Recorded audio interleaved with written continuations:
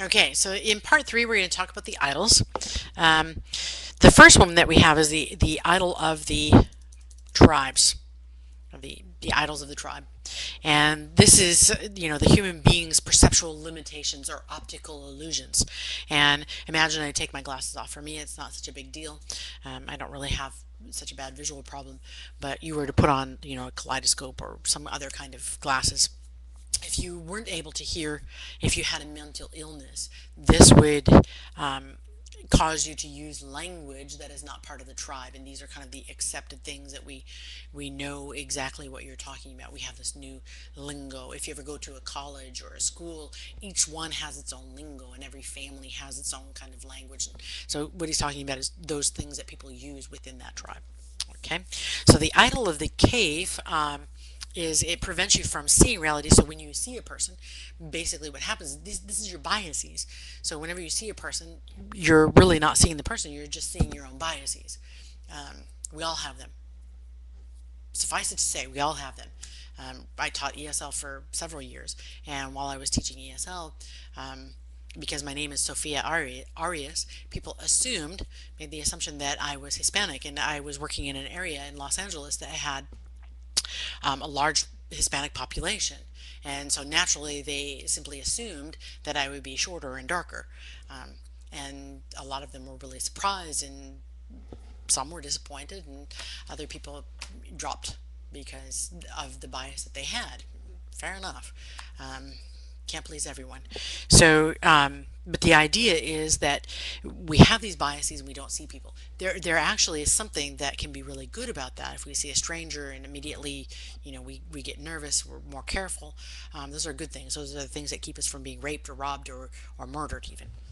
Um, and so those are fine, but when they kind of inhibit us from relationships, and like I said, we all have them. I've worked in ESL long enough to know that. Um, then we have the idols of the marketplace, and these are the signification of a word or an object with two different meanings. So this is not a cabinet, this is not a lecture. What happens is it's not real, but if we think of the symbol and the object as the same thing, whoever controls the connection can control us. $20 money has a signification in the whole world right now. If we were working on a bartering system, it would be quite different. The $20 represents, something that we would work ourselves to the bone for, that we would kill for, something we'd give up our lives for. And we see that currently.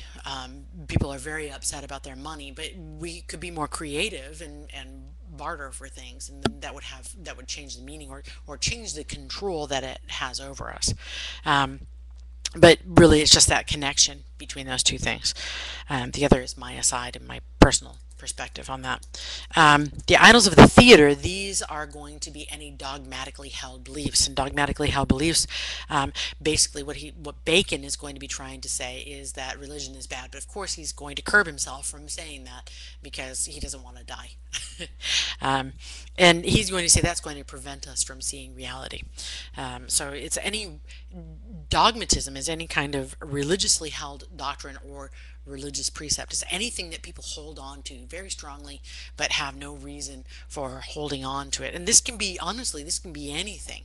But it blinds us so that we can't see reality. And is it there in reality, or is it simply in our minds? The connection that I see, I've had people make communes for ethics projects, and I have them create a community where they have this social cohesion, and it's very interesting in light of the conversation about green and conserving and recycling, etc., that everybody includes that.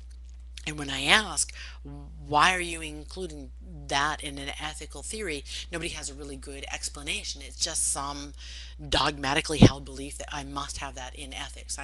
But there's no connection there. And so what he's saying is I need to really think about those connections or those arguments that I'm trying to make when perhaps it's just here and it's not really in reality. Okay, so let me stop there because we're done with the idols.